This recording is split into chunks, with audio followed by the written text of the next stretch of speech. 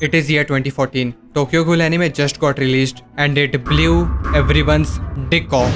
The anime community had a major cultural shift. Everyone started wearing this dumb mask even though it was not 2020, put some emo quotes as their status and changed their PFP. But most importantly, knuckle cracking was invented.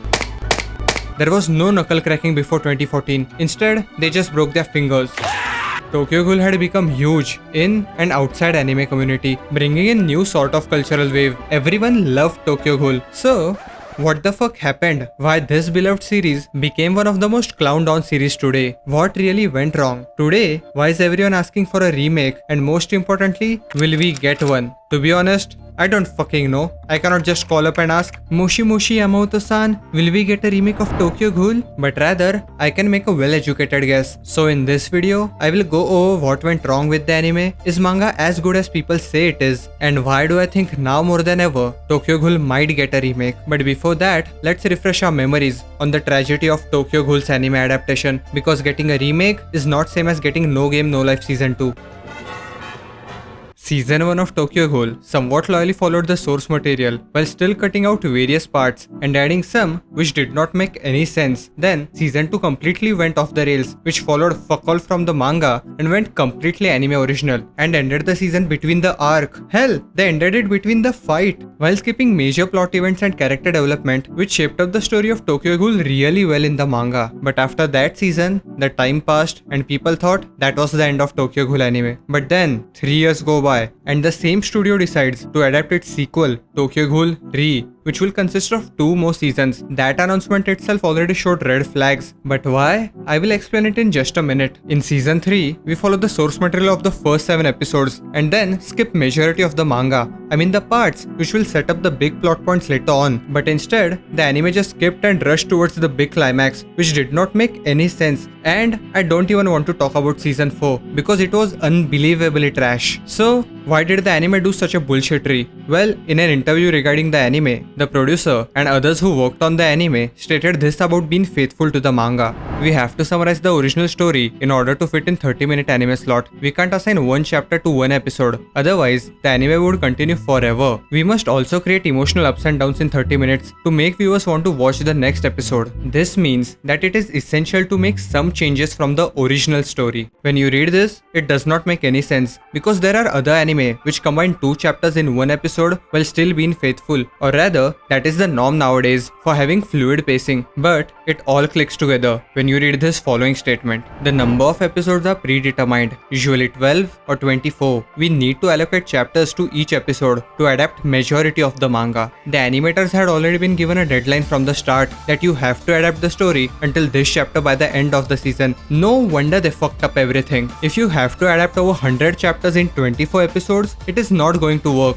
For example, Jujutsu Kaisen, a weekly manga similar to Tokyo Ghoul, had 24 episodes to adapt 63 chapters, and Tokyo Ghoul adapted 180 chapters in 2 seasons, and not the season which contains 24 episodes, but the season which contains 12 episodes. To be accurate, 180 chapters for 24 episodes. No shit, the anime got fucked so hard. And the studio which was producing Tokyo Ghoul has a reputation of ruining shows like this. The ones who are deep in the community may have heard of Studio Pierrot. If you have not, you might know these other shows they have adapted: Naruto, Bleach, Kingdom. Yes, that legendary kingdom which most didn't even know had an anime, and recently Black Clover. All these anime have been fucked by Studio Pierrot. Naruto had tons of pacing issues with 41% of fillers in anime. Bleach had 45% of fillers, and every episode in both of these shows was dragged out like shit. Kingdom was terribly adapted, and when I say terribly, it was an atrocity. And lastly, Black Clover. Anime is the main reason Black Clover got so much shit in the first place, and rightfully so. The anime was terrible. They added filler after episode 8. Episode fucking 8! There was bad CG and animation when most anime looked like this when it was airing. Don't get me wrong, the animation stepped up when it needed to, but most of the time, it was bland, uninteresting, and really annoying. But even after all of this, Tokyo Ghoul suffered much worse fate, because at least these anime were loyal to their source material. But Tokyo Ghoul?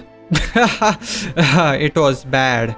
Really bad. The ones who only watched anime got impression that Tokyo Ghoul was just an edgy story, and they couldn't be more wrong. Tokyo Ghoul is a really an amazing manga. I can guarantee that everyone who has read Tokyo Ghoul and Tokyo Ghoul Re will have nothing but praise. Of course, by any means, it is not a perfect manga or a manga which is without any hiccups. There are things which will feel off, but at its core, it is a manga about a broken boy who has been bombarded by the world from outside and inside, who is trying to figure his shit out, and that is something everyone can relate to. Every anime fan who goes into thinking Tokyo Ghoul manga is also just an edge fest, 99% of the times comes out saying, "Oh no, the manga readers were right.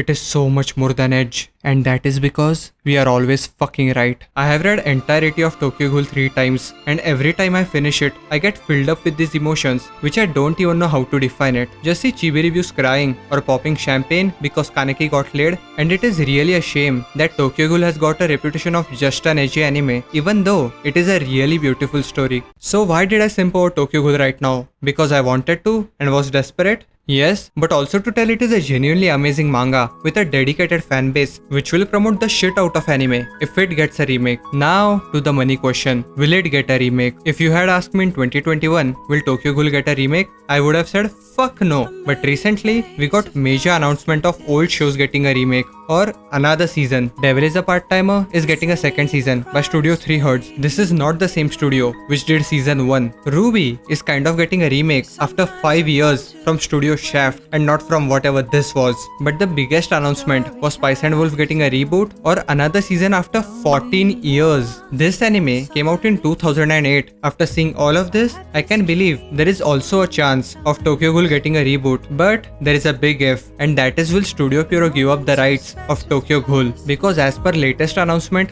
Bleach, the 1000-year Blood War arc, is being produced by Studio Pierrot, the ones who did the original Bleach and also cancelled it. So let's hope they don't fuck up once again. But if Studio Pierrot gives up the rights, it will be huge. Now that we have crossed the bridge of if, let's make speculations and narrow down which studio will be best for Tokyo Ghoul. Ufotable is out of the question because they are animating Demon Slayer right now, and as soon as they finish up, they will go back to suck on Type Moon and Fate. Studio Wit could do a banger of a job, but they are constantly interested in switching things up. They just adapt to one season and move on. Do you remember? We got Attack on Titan season 2 after 4 years. I think the ones who could do it are Production IG, but that is only after collaboration with another studio, probably Mappa, because for better or worse, they take every anime they can. But with collaborating, it would be more doable and have a higher chance of possibility, same as Spy X Family in recent times. But whatever you do, bring back Yutaka Yamada for music. He is perfect for Tokyo Ghoul. Tokyo Ghoul without Yutaka Yamada for me is like Attack on Titan without Sawano or Cowboy Bebop without Yoko Kanno. If the fans keep making the noise, especially Japanese, because they don't give a fuck about us, but now more than ever, the remake is high possibility. In my opinion, it will happen in 2 or 3 years because it will mark 10 years since Tokyo Ghoul started and 4 years since it ended. Smash like if you enjoyed and subscribe if you want to see me have a mental breakdown about some anime like this one. That's about it, weebs. See ya.